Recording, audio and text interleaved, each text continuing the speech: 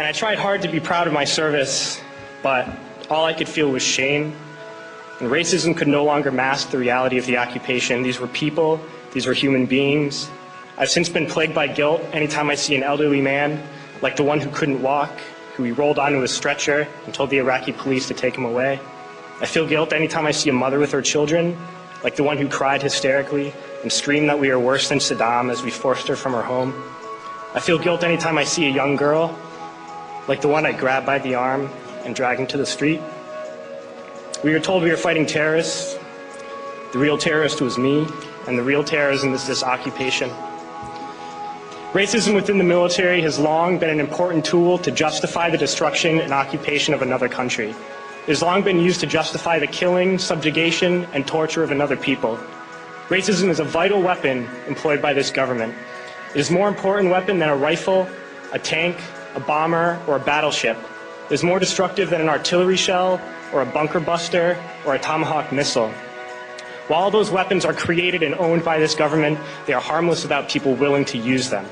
Those who send us to war do not have to pull a trigger or lob a mortar round. They do not have to fight the war, they merely have to sell the war. They need a public who is willing to send their soldiers into harm's way. They need soldiers who are willing to kill and be killed without question. They can spend millions on a single bomb, but that bomb only becomes a weapon when the ranks in the military are willing to follow orders to use it. They can send every last soldier anywhere on earth, but there will only be a war if soldiers are willing to fight. And the ruling class, the billionaires who profit from human suffering, care only about expanding their wealth, controlling the world economy. Understand that their power lies only in their ability to convince us that war, oppression, and exploitation is in our interest.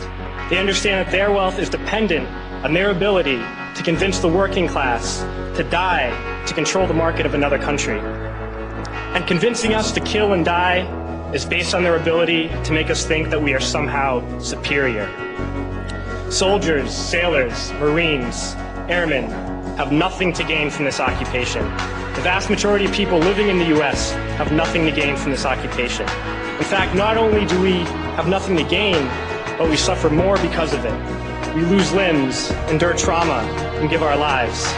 Our families have to watch flag-draped coffins lowered into the earth. Millions in this country without health care, jobs, or access to education must watch this government squander over $450 million a day on this occupation.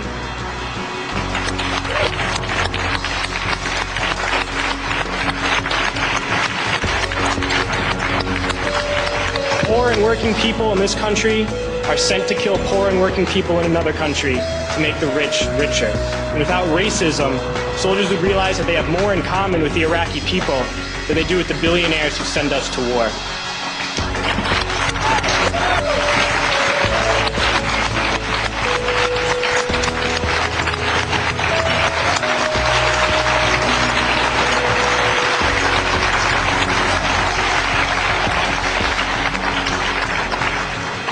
I threw families onto the street in Iraq, only to come home and find families thrown onto the street in this country, in this tragic and unnecessary foreclosure crisis.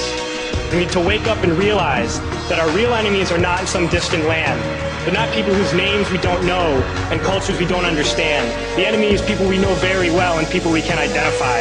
The enemy is a system that wages war when it's profitable. The enemy is the CEOs who lay us off from our jobs when it's profitable. It's the insurance companies who deny us health care when it's profitable. It's the banks who take away our homes when it's profitable. Our enemy is not 5,000 miles away. They are right here at home. If we organize and fight with our sisters and brothers, we can stop this war, we can stop this government, and we can create a better world.